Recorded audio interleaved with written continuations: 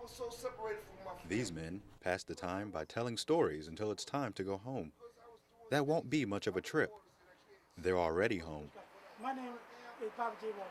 I'm no less than nobody else. What you see is what you get. Bobby Walters is one of more than 1,200 people in Colombia who on any given night find themselves homeless on the streets.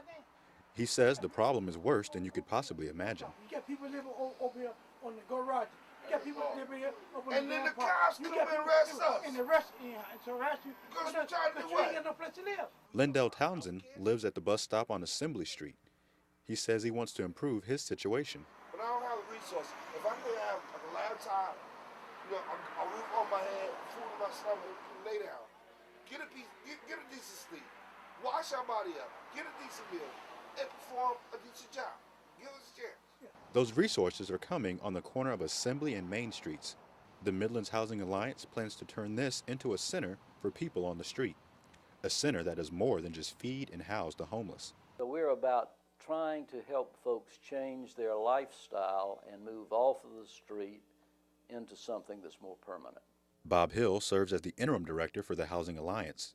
He says they've wanted a center in Columbia for some time, but they didn't have the funds. Thanks to a grant from the Knight Foundation and other pledges from Columbia residents, the Housing Alliance now has over $11 million for the center. They plan to break ground next year and have a completed center by 2012. Some of them talked about this. There is a readiness from a number of our homeless. The Midlands Housing Alliance is hopeful that they can take those people off the streets and prepare them for future success.